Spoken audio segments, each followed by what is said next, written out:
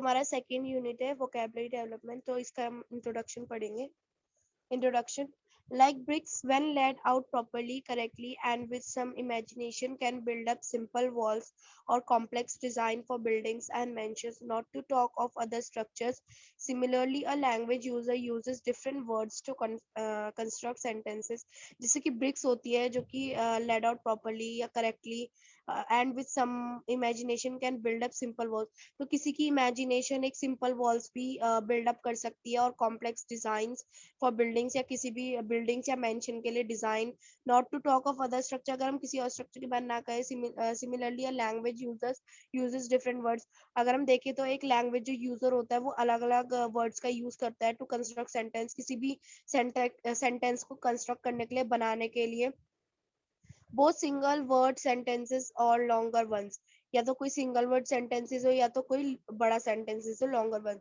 But just as brick alone are not adequate and they need to be strengthened by use of mortar concrete mixture, similarly words alone may not be adequate. जैसे कि हमारी जो BRICS होती है वो कभी भी अकेले एडुकेट नहीं होती है, मतलब अकेले वो नहीं होती है कि वो एक बिल्डिंग को खड़ा कर सके. तो उनको जैसे किसी भी स्ट्रेंथन की जरूरत है, जैसे मोटर की या कंक्रीट मिक्सचर की जरूरत होती है, उसी तरीके से जो हमारा वर्ड है उसको भी जरूरत होती है किसी चीज की, वो भी अकेले काम नहीं कर सकता. The appropriacy of the word chosen, the word order in which it is placed, the nuance of the meaning, everything play an important role. जैसे कि appropriacy होनी चाहिए उस वर्ड को चूज की कि हमने क्या वर्ड चूज किया है, किस ऑर्डर में चूज किया है, किस ऑर्डर में हम उसे प्लेस करें, उसका मीनिंग क्या है, सब हमारे लिए बहुत ज्यादा इंपॉर्टेंट होता है. In this lesson we will read how words oral or written are gradually learned and how a learner over the years adds to the initial word base. तो इस लेसन में हम ये पढ़ेंगे रीड करेंगे कि जो ओरल और रिटन वर्ड्स है वो कैसे रीड किए जाते हैं और are gradually learn and how a learner कैसे लर्न किए जाते हैं और कैसा learner over the years adds to initial word base और कैसे वो इनिशियल वर्ड बेस को ऐड करेंगे. Active and passive vocabulary. Just think for a moment, can you use all the words the moment you have heard them or have read them once? एक बार सोचो, कुछ सोचो. Just think for a moment, क्या तुम बता सकते हो कि तुम सारे वर्ड यूज कर सकते हो जो तुमने सुने और जो तुमने रीड करे एक बारी में? Do you use all the unfamiliar words the meanings of which you have guessed while reading और लिसनिंग? क्या तुम सारे वर्ड्स यूज कर सकते हो अनफेमिलियर, जो जिनका मीनिंग होता है जो तुमने गेस किया है और या तुमने रीडिंग या लिसनिंग करते हुए जो वर्ड्स गेस किया है, क्या तुम उसको यूज कर सकते हो इन योर स्पीच और राइटिंग, किसी भी स्पीच या राइटिंग में? Some words you may, some you might not. कुछ वर्ड हम यूज कर सकते हैं लेकिन कुछ नहीं. But you start understanding those words if you hear और read them again and again. But हम उसे अंडरस्टैंड करना या समझना स्टार्ट कर सकते हैं अगर हम उसे बार बार सुनेंगे या पढ़ेंगे. Our listening and reading vocabulary is much more than our speaking और राइटिंग. जो हमारी सुनने की और जो हमारी रीडिंग जो वोकेबलरी है वो ज्यादा है हमारी स्पीकिंग और राइटिंग वोकेबलरी से. The words that you can use appropriately when you say और write something form what is known as your active vocabulary. जो वर्ड्स हम अप्रोप्रिएटली यूज कर सकते हैं अपनी कुछ बोलने में या कुछ लिखने में, तो उन वर्ड को हम एक्टिव वोकेबलरी बोलते हैं. And those that you have an idea or of or can guess the meaning of but cannot use confidently form a part of your passive vocabulary. और कुछ आइडियाज जो हमें आते हैं, हम जिनका मीनिंग गेस करते हैं और जिनको हम कॉन्फिडेंटली यूज नहीं कर सकते, वो हमारे पैसिव वोकेबलरी में आते हैं. Our active vocabulary is more limited. जो हमारी एक्टिव वोकेबलरी होती है बहुत ज्यादा लिमिटेड होती है, मतलब उसमें बहुत कम स्मॉलर होती है, मतलब वो. देन आर पैसिव वोकेबलरी से छोटा होता है. As students, we try our best to increase the repertoire of both active and passive vocabulary. हम जैसे स्टूडेंट जो, तो हम अपना बहुत ज्यादा बेस्ट ट्राई कर रहे हैं कि हम इंक्रीज कर सके दोनों एक्टिव और पैसिव वोकेबलरी की repertory. And gradually try to convert our passive into our active vocabulary. और ट्राई कर रहे हैं कि हम अपनी पैसिव वॉइस को, पैसिव वोकेबलरी को एक्टिव वोकेबलरी में चेंज करने की. Check your progress one.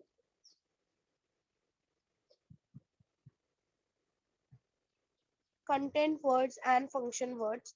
Read the following sentences. हमें ये कुछ सेंटेंसेस रीड करने हैं. I saw a beautiful bird sitting on a branch of a gulmohar tree.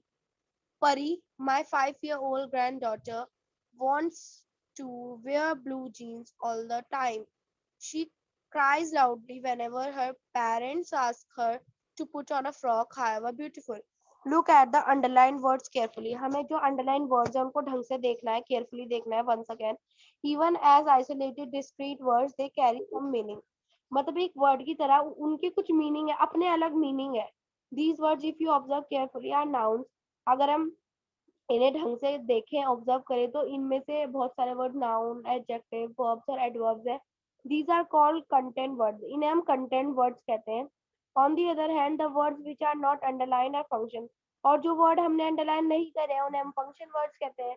जैसे कि अगर हम ब्यूटीफुल वर्ड देखें तो ब्यूटीफुल के अंदर हमारा अंडरलाइन हो रखा है, तो ब्यूटीफुल एक वर्ड तो है ही, लेकिन उसका एक अपना अलग मीनिंग भी है, तो वो हमारे कंटेंट वर्ड्स आ जाते हैं. और जिनमें जैसे हमने अंडरलाइन नहीं करा हुआ, वो हमारे फंक्शन वर्ड्स आ जाते हैं, जो हमारे कंटेंट वर्ड्स के साथ यूज होते हैं. These words are more frequently use and carry some grammatical meaning. जो ये हमारे वर्ड्स है फंक्शन वर्ड, ये बहुत ज्यादा यूज होते हैं और ये अपने अंदर कुछ ग्रामेटिकल मीनिंग को इन्वॉल्व करके रखते हैं या कैरी करके रखते हैं. These words which are also known as structure words. इन वर्ड्स को हम स्ट्रक्चर वर्ड्स भी बोलते हैं, क्योंकि इनके बिना अगर हम यूज करेंगे तो हमारा कुछ भी सेंटेंस स्ट्रक्चर नहीं हो पाएगा, बन नहीं पाएगा. Are modal and auxiliary verbs. ये मॉडल भी कह सकते हैं हम इन्हें, ऑक्सिलरी वर्ब्स भी कह सकते हैं, डिटरमाइनर्स भी कह सकते हैं, प्रीपोजिशन और कंजंक्शन भी कह सकते हैं. New learners learn content words first. जो नए लर्नर होते हैं, जो कि जिन्होंने अभी पढ़ना या लर्न करना स्टार्ट करा है, वो सबसे पहले कंटेंट वर्ड्स को लर्न करना स्टार्ट करेंगे. The list of such words are. कुछ हमारी जो उसके वर्ड्स की लिस्ट है वो ये है. Are open in the sense that new words are added to the list over the years. वो open है हमारी लिस्ट, ताकि जो हमारे नए वर्ड्स हैं सालों तक उसमें ऐड होते रहे. जैसे कि example, think of the word helipad और स्मार्टफोन. अगर हम एक वर्ड का थिंक करें, जैसे कि हेलीपैड और smartphone, did these words exist some 100 years ago. क्या ये शब्द थे जो 100 साल पहले थे. Why were these words added to the list of words that are so commonly used today. ये वर्ड्स क्यों आज हमारे ऐड किए गए हैं आज जो हम यूज करते हैं. थिंक और राइट योर आंसर हियर. सोचो और अपना आंसर यहाँ पर लिखो. On the other hand, function words are a much smaller set. अगर दूसरी तरफ देखें तो जो हमारे फंक्शन वर्ड्स हैं वो बहुत ज्यादा छोटे होते हैं, एक स्मॉलर सेट होता है. Although more frequently used and the word list is close. ये जो हमारे वर्ड्स होते हैं बहुत ज्यादा फ्रिक्वेंटली यूज होते हैं, और जिसमें वर्ड्स होते हैं, जो वर्ड लिस्ट होती है वो क्लोज होती है. That is no new determiners और prepositions have been added to this list. मतलब कोई भी नए डिटरमाइनर्स और जो हमारे प्रीपोजिशन होते हैं वो इसमें हम ऐड नहीं करते हैं.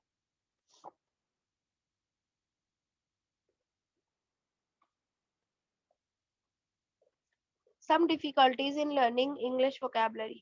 Learners of English as second language may find a few stumbling blocks in mastering this language. In this section, we shall look at a few of these difficulties. जो नए learners हैं English के, जो कि उसे second language की तरह learn कर रहे हैं, उन्हें कुछ स्टम्बलिंग ब्लॉक्स मिलेंगे अपने पहले लैंग्वेज को मास्टरिंग करने के लिए. इस सेक्शन में हम वही चीज पढ़ेंगे कि हमें क्या डिफिकल्टी फेस करनी पड़ती है. One word many meaning. Homonyms.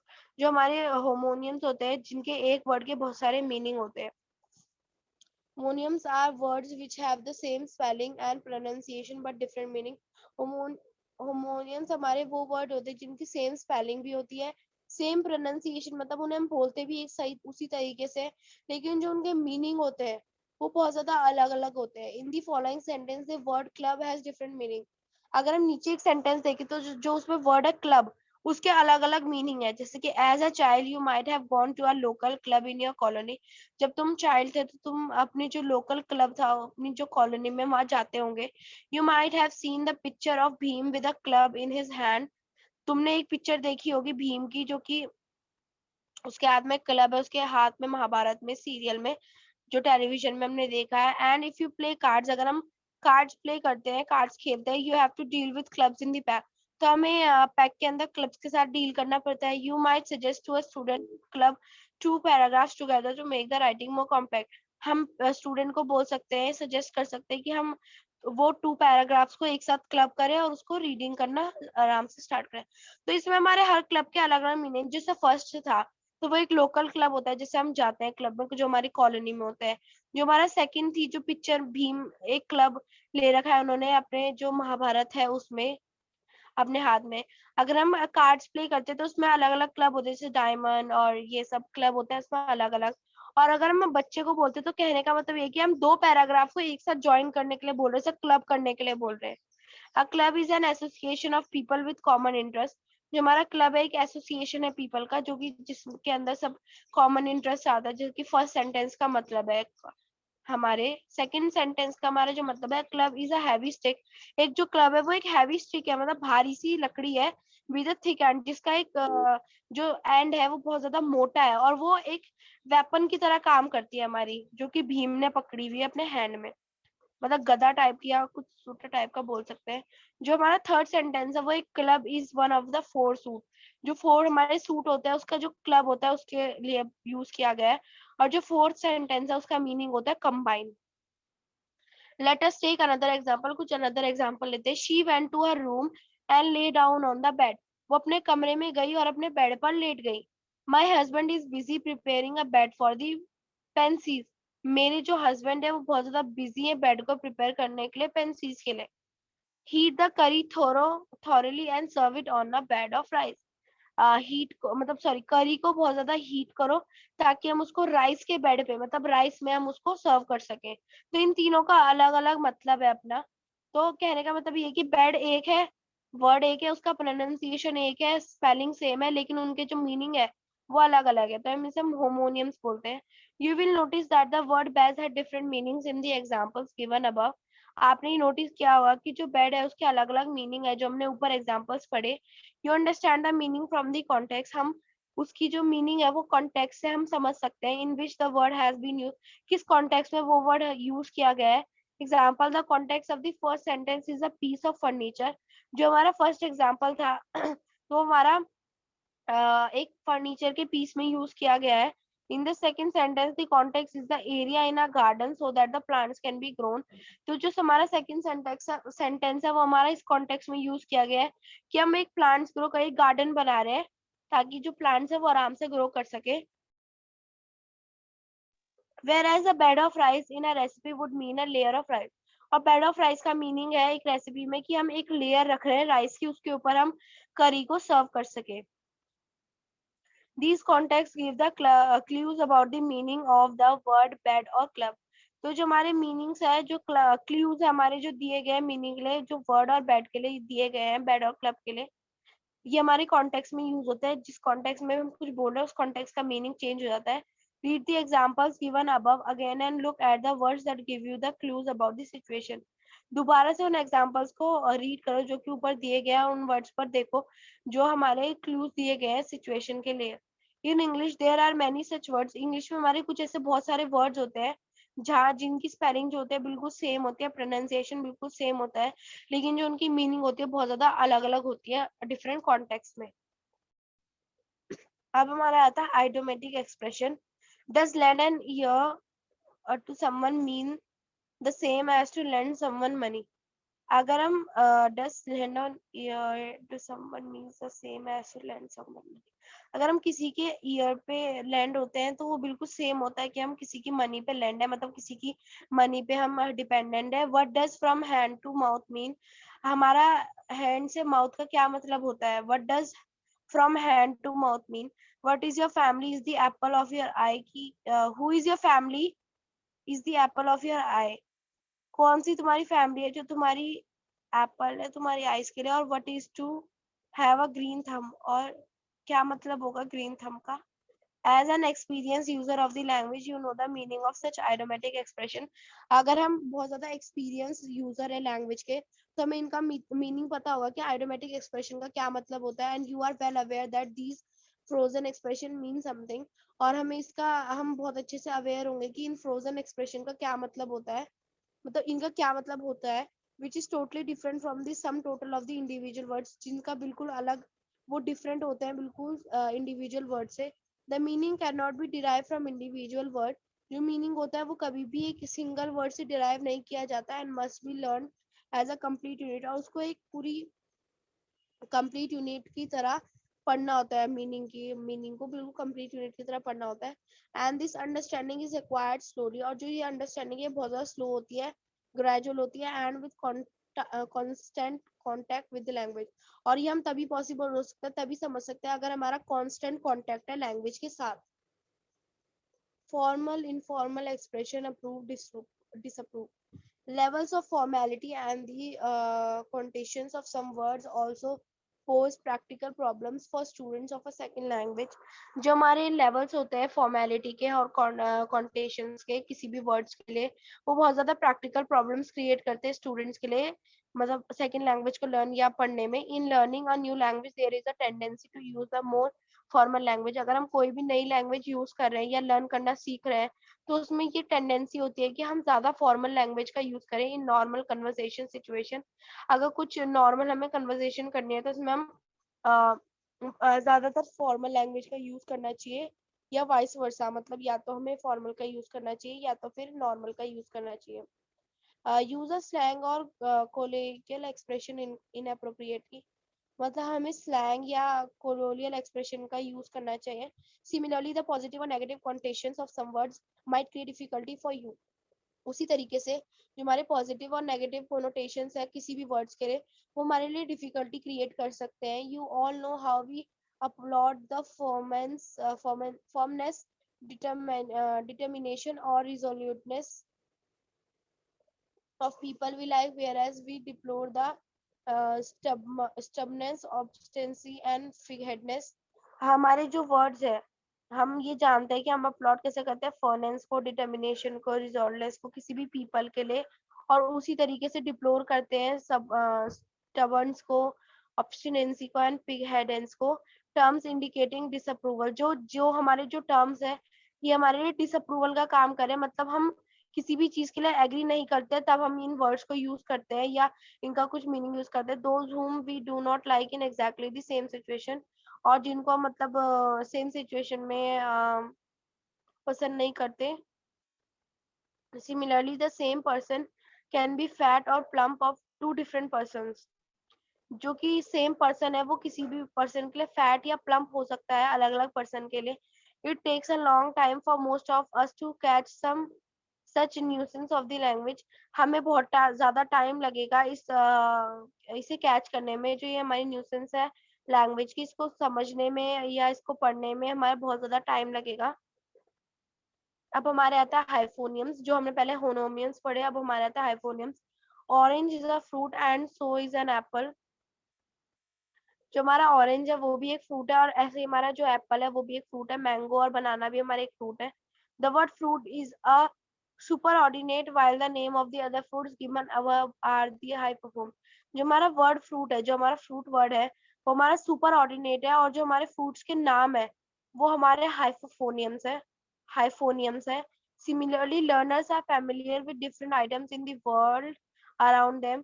तो जो हमारा लर्नर्स है वो बहुत ज्यादा फैमिलियर होते हैं, बहुत ज्यादा इजी होते हैं, या बहुत ज्यादा उनसे घुले मिले होते हैं डिफरेंट आइटम्स के लिए जो कि हमारे वर्ल्ड में यूज होते हैं. Given below are some example of this category of sense relationship. हमें नीचे कुछ एग्जांपल्स दिए गए जो इस कैटेगरी के लिए सेंस रिलेशनशिप क्रिएट करते हैं. जैसे हमारा जो सबऑर्डिनेट है वो आ गया क्लोथ्स, मतलब हमारा जो मेन पॉइंट है वो है क्लोथ्स. और जो हमारे हाइफोनियम्स है उसके अंदर आ गए शर्ट, ट्राउजर्स, फ्रॉक, कुर्ता. हमारा हमने मतलब सब चीजों के लिए हम क्लोथ्स यूज करते हैं, लेकिन अगर हम क्लोथ्स के अंदर चाहते हैं कि क्या हम यूज करें तो वो हमारे हाइफोनियम्स हो जाते हैं. जैसे कि ट्रीज हो गया, ट्रीज हम सब चीज के लिए यूज करते हैं, कोई भी ट्री हो, लेकिन अगर हमें किसी स्पेसिफिक ट्री का नाम बताने तो नीम, बैनियन, गुलमोहर, एसेसिया, तो ये हमारे हाइफोनियम्स हो गए. डिफरेंट मेथड्स ऑफ कुकिंग, हमारे अलग अलग तरीके की कुकिंग के मेथड होते हैं, जैसे boil, simmer, bake, roast, deep fry, stir fry, saute. तो ये हमारे सारे हाइफोनियम्स हो जाते हैं. Colours blue, red, white, crimson, aquamarine, sea green, ochre. तो हमारे सारे और सबऑर्डिनेट और हमारे हाइफोनियम्स हो गए. अब आता है हमारा कोलोकेशन, जो कि पार्टनरशिप वर्ड होते हैं. When two terms are used together frequently, जब भी हम कोई दो चीजें या दो वर्ड्स या दो टर्म्स एक साथ यूज करते हैं, दे आर सेड टू कोलोकेट, तो उनको हम कहते हैं कि वो कोलोकेट हो चुकी है. Example we can use the word colour in the following combination. जैसे कि अगर हम एग्जाम्पल लेते हैं कलर का, तो हम उसको हम अलग अलग कॉम्बिनेशन में यूज कर सकते हैं। जैसे एडजेक्टिव हो गया तो हमारा आ गया ब्राइट कलर, फेवरेट कलर। अगर हम नाउन के लिए यूज करते हैं तो कलर ब्लाइंड, आई और hair colour, colour film, photograph, colour television. तो ये हमारे सारे हो गया। और प्रीपोजिशन में यूज करते हैं तो इन कलर। तो जो ये हमारे कोलोकेट हो गए, जिसको हम कलर को अलग अलग कॉम्बिनेशन के साथ यूज कर रहे थे। अब हमारे आगे एंटोनियम्स, जो कि हमने पहले भी बचपन में हम पढ़ते थे 7th 8th में, जिनका मीनिंग होता है opposites. The term antonym is used to refer to words which have an opposite meaning.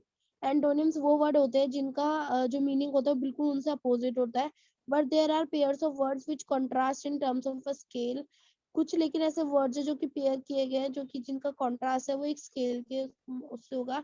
Example hot and cold. हमारा हॉट बिल्कुल होता है गर्म, और कोल्ड मतलब होता है ठंडा। तो बिल्कुल एक दूसरे से अपोजिट है। टॉल शॉर्ट, लंबा छोटा, इजी डिफिकल्ट, मतलब आसान और मुश्किल। These opposites are gradable. जो ये अपोजिट्स है हमारे ग्रेडेबल है। For example if you put hot cold water at two ends of a continuum, we get something like this। अगर हम हॉट और कोल्ड वाटर को दोनों एंड की तरफ रख दे तो हमारा ये कुछ इस टाइप का निकल के आएगा। Scalding hot, boiling hot, warm, lukewarm, tepid, quit, cold और फ्रीजिंग कोल्ड। अगर हम एक स्केल देखें या साइकिल देखें, जैसे पहले बहुत ज्यादा गर्म है, उबलता, तो बहुत ज्यादा गर्म है, फिर उसके बाद उबलता पानी हो गया, उसके बाद गर्म पानी होता है, फिर उसके बाद ल्यूकवार्म गुनगुना, फिर टेपेड मतलब ठीक ठीक मीडियम, फिर हमारा ठंडा हो जाता है, फिर उसके बाद फ्रीजिंग कोल्ड हो जाता है। तो एक हमारी साइकिल से चल गई है ये। But think of opposites male female. लेकिन हमें अपोजिट्स के बारे में सोचना चाहिए, जैसे कि male female. Such meanings are non gradable. ये जो मीनिंग होते हैं ये नॉन ग्रेडेबल होते हैं और म्यूचुअली एक्सक्लूसिव होते हैं। A boy can not be a girl, मतलब एक जो बॉय है वो कभी भी गर्ल नहीं हो सकता। और a dead person can not be alive, और जो हमारा डेड पर्सन है वो कभी भी अलाइव नहीं हो सकता। कहने का मतलब जैसे मेल और फीमेल है, इसका मतलब अलग है, मेल और फीमेल। लेकिन कभी भी हमारा जो आदमी मतलब बॉय है वो कभी भी गर्ल नहीं हो सकता। और जैसे हम डेड पर्सन के लिए अलाइव यूज करेंगे, तो जो हमारा डेड पर्सन है वो कभी भी अलाइव या लिविंग नहीं हो सकता। अब हम आते हैं सिनोनिम्स पे। इसका मतलब होता है सिमिलर मीनिंग, जिनका एक जैसा मीनिंग होता है। Every language has groups of lexical items which are very similar meaning. कुछ ऐसे लैंग्वेज ऑफ ग्रुप्स होते हैं जिनमें लेक्चुअल आइटम्स होते हैं जिनका जो मीनिंग है वो बिल्कुल सिमिलर होता है, बट आर नेवर आइडेंटिकल, लेकिन कभी भी आइडेंटिकल नहीं होता है। For example angry, annoyed, upset, and ये सारे हमारे synonyms हो गए। And irritated, you may be synonyms but each word differs slightly from the other। ये synonyms हो सकते हैं, मतलब इनका जो ये मीनिंग है वो सिमिलर हो सकता है, लेकिन ये एक दूसरे से थोड़े अलग है। As a teacher you have to pay attention to synonyms. अगर हम टीचर है तो हमें बहुत ज्यादा अपनी जो अटेंशन है वो बिल्कुल सिनोनिम्स पे लगानी पड़ेगी। If you wish to encourage your students, अगर हम अपने स्टूडेंट्स को एनकरेज करना चाहते हैं तो to choose appropriate word in different types of reading, in different types of writing. अगर उन्हें हमें एनकरेज करना है और उनको ये बताना है कि हमें किस राइटिंग में कौन से अप्रोप्रिएट वर्ड्स हमें यूज करने चाहिए। Word building, affixation and compounding. Affixation. We can build new words in English by adding prefixes and suffixes to the base word। हम कोई भी नए वर्ड को बना सकते हैं इंग्लिश में, उसके उसमें प्रीफिक्सेस और सफिक्सेस ऐड करके। For example to the word mortal, अगर हम एक एग्जांपल देखें जैसे कि मॉर्टल वर्ड है, we can use the prefix im. अगर हम उसके प्रीफिक्स मतलब होता है जो आगे लगता है, अगर उसमें हम आई लगा दे, आई एम लगा दे, तो मेक अ न्यू वर्ड, तो उससे एक नया वर्ड बन जाएगा, वो इमॉर्टल बन जाएगा। And we can get the word immortalize by adding the suffix. अगर हमें इमोर्टलाइज वर्ड चाहिए तो हमें सफिक्स ऐड करना पड़ेगा ISE, और वो हमें पीछे ऐड करना पड़ेगा। Similarly the word agree can take the prefix dis. अगर हम एक और वर्ड देखें एग्री, तो अगर हम उसमें प्रीफिक्स ऐड कर देते हैं डिस, तो वो डिसएग्री बन जाएगा। और अगर हमें डिसएग्रीमेंट बनाना है तो हमें सफिक्स ऐड करना पड़ेगा मेंट। तो कहने का मतलब है प्रीफिक्स आगे लगते हैं और सफिक्सेस हमारे पीछे लगते हैं। use of prefixes like im, dis or multi when added to the root word gives it a different meaning। अगर हम prefixes यूज करते हैं जैसे im, dis, multi, तो ये हमारा जो वर्ड है उसको एक नया मीनिंग दे देते हैं। जैसे कि अगर हम अन यूज करते हैं कॉमन में, तो अनकॉमन हो जाएगा और अनएबल हो जाएगा। इन हो गया इनकन्वीनियंट, इनजस्टिस। डिस को अगर हम यूज करते हैं दो अलग अलग तरीके से यूज कर सकते हैं, डिसएडवांटेज और डिसएग्री। या डिस्कम्फर्ट। अगर हम IL देखते हैं तो इलीगल, इल एलिजिबल, या इलिटरेट, इरेलीवेंट। तो ये हमारे आगे। अब हम आते हैं IR पे, तो हमारा इरेगुलर, इरेलीवेंट, ये हमारे आ गए। IM से हम बना सकते हैं इम्पॉसिबल, इम्पेशेंट या इमोटल, ये सब। मल्टी से हम बना सकते हैं मल्टीलिंगुअल, मल्टीफैक्टेड, मल्टीनेचुरल, ये सब हमारा मल्टी से बन सकता है। फोर हमारा आ गया फोर, फोर वॉर्म, फोर है, ये सब हमारे आगे प्रीफिक्सेस। अब हम ये कुछ हमारे सफिक्सेस हैं जो कि पीछे ऐड होते हैं, जैसे कि एज, बैगेज, पोस्टेज, और कुछ और। DOM, dom, kind kingdom, stardom हमने यूज किया। हुड में स्टेट को, हम स्टेट के साथ हमने हुड लगा दिया तो वो स्टेटहुड बन गया। बॉय के साथ हमने बॉयहुड बना दिया। या अगर हम कुछ भी ऐड करते हैं तो हमारे ये सफिक्सेस पीछे ऐड होके अलग अलग मीनिंग बताते हैं। ISM हो गया तो हमारा हीरो का हीरोइज्म बन गया, हिंदू का हिंदुज्म बन गया। अब हम आते हैं कंपाउंडिंग पे। Compounds are made up of two or more parts which can also occur independently as words. Compounds वो होते हैं, जब भी हम compounds बनाते हैं तो वो एक या एक से ज्यादा पार्ट से कंबाइन होके बनता है।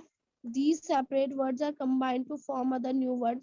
जो हमारे अलग अलग वर्ड्स होते हैं, इनको जब हम एक साथ लेते हैं तो उसमें से एक नया वर्ड निकल के आता है, which are listed separately in the dictionary, जो कि डिक्शनरी में अलग से सेपरेट लिस्ट किया जाता है, एंड हैव सेपरेट मीनिंग्स, और उनके बिल्कुल सेपरेट अलग तरीके के मीनिंग होते हैं। जैसे कि ब्लैक बोर्ड, ब्लैक को और बोर्ड को हमने एक साथ जोड़ दिया तो ब्लैक बोर्ड बन गया, मतलब काला बोर्ड बन गया, जो कि हम स्कूल में यूज करते हैं। फ्लावर पॉट, इन ये दोनों अलग अलग वर्ड है, फ्लावर और पॉट। अगर हमने इनको एक साथ यूज कर लिया तो वो फ्लावर पॉट बन गया, मतलब फ्लावर को रखने का पॉट। आम और चेयर, आम अलग है और चेयर अलग है, तो वो अगर हम एक साथ जोड़े तो वो आम चेयर बन गया।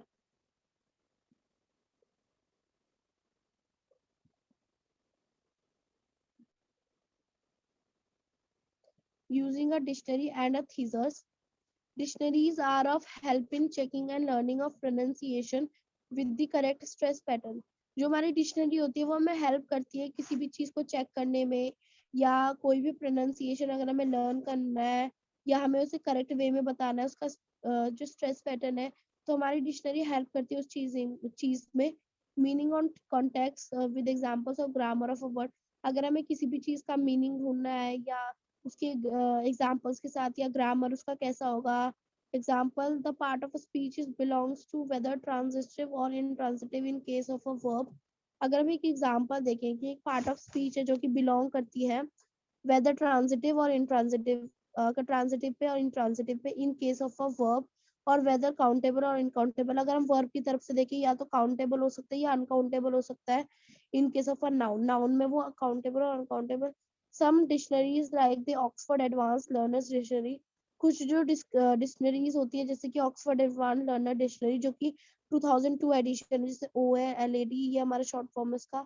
Gives the origin of the word, इन्होंने क्या किया है, ओरिजिन दी है किसी भी वर्ड को।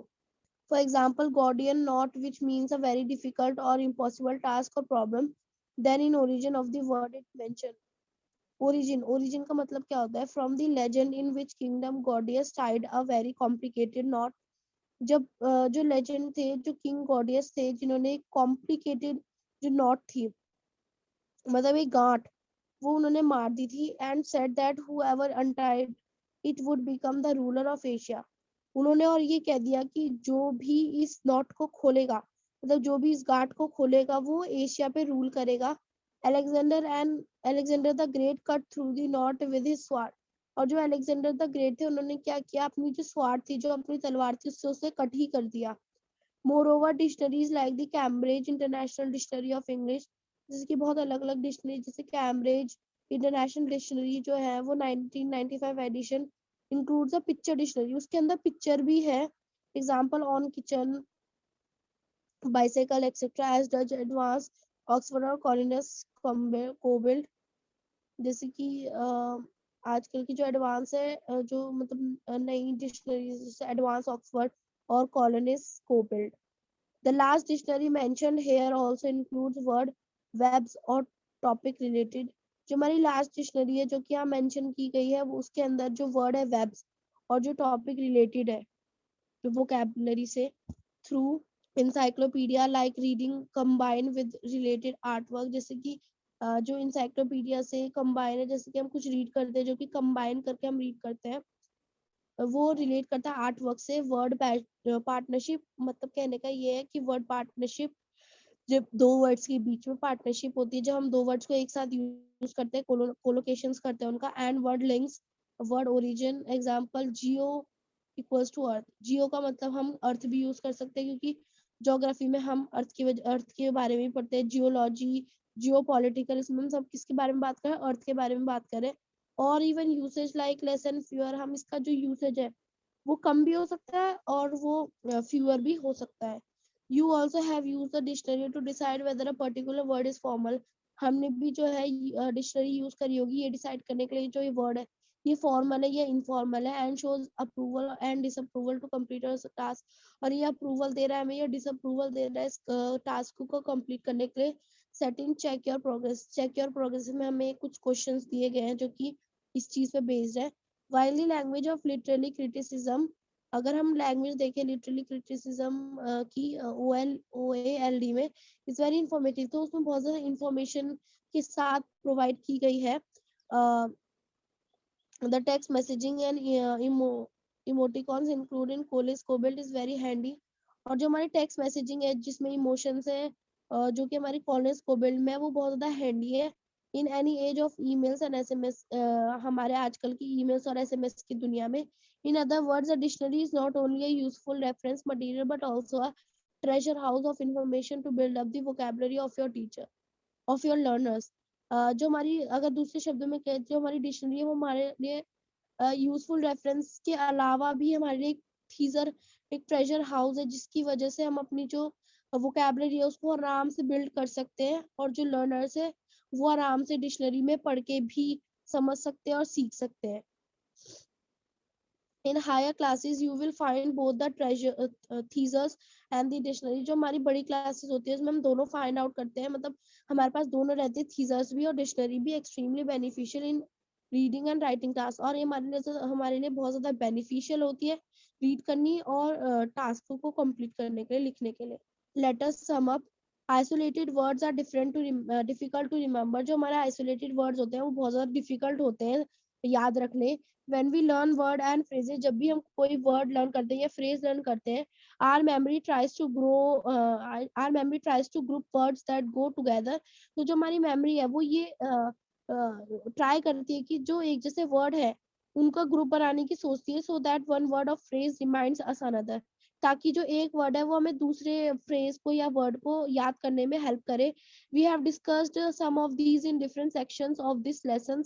हमने इन सब चीजों के बारे में अलग अलग सेक्शंस में डिस्कस किया। Example related to the same topic, अगर हम सेम टॉपिक से रिलेट कर रहे हैं, एसोसिएटेड वर्ड्स होंगे द पिक्चर ऑन किचन, तो ये हमारे एसोसिएटेड वर्ड्स रहेंगे। Examples of a more general word superordinate hyponyms, example furniture, table, chair. Similar in meaning, जो कि सिमिलर है मीनिंग में हमारे, जिन्होंने हम सिनोनिम्स बोलते हैं, लेजी और इंडोलेंट।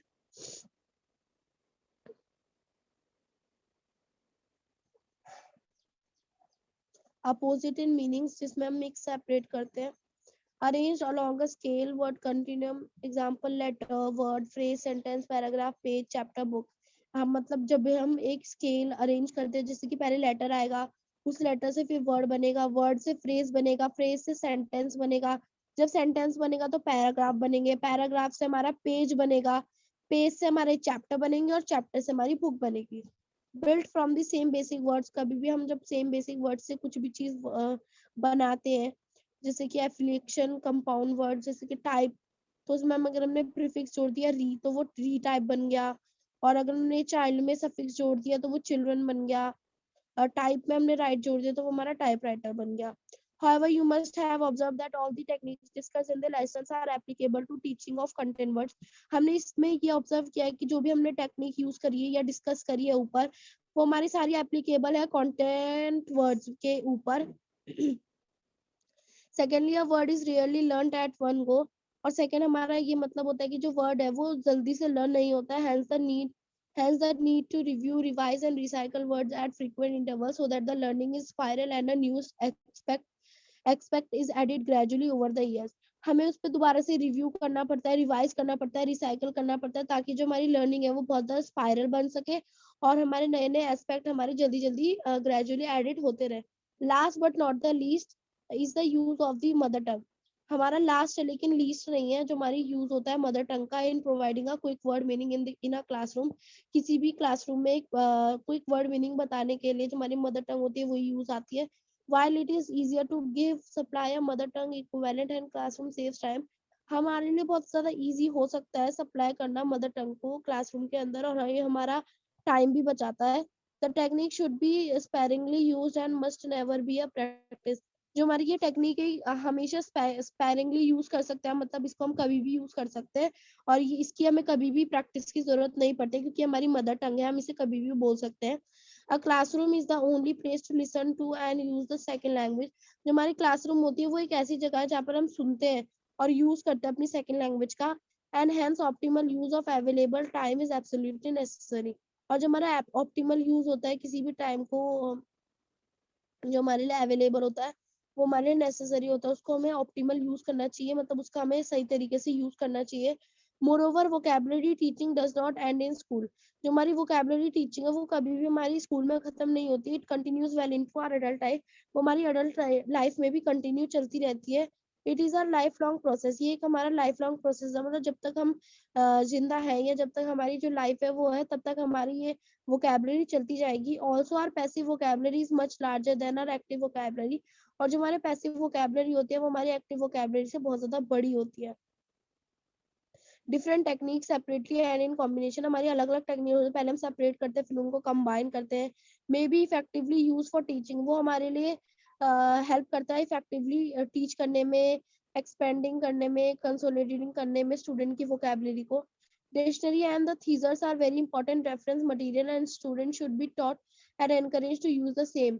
जो हमारी डिक्शनरी होती है, जो हमारे थीजर्स होते हैं वो बहुत ज्यादा इंपॉर्टेंट रेफरेंस मटेरियल होता है स्टूडेंट के लिए जानना और उनको एनकरेज करना कि तुम भी इसे यूज करो। Vocabulary games make learning revising और नोन वर्ड्स इंजॉयबल। जो वोकेबलरी गेम्स होता है हमारा मतलब जो वोकेबलरी होती है वो हमारे लिए बहुत ज्यादा इजी कर देती है लर्न करना, रिवाइज करना और हमारे नए नए वर्ड्स को इंजॉय करना, और जो हमारे जिन वर्ड्स को हम जानते हैं उनको इंजॉयफुल तरीके से यूज करना।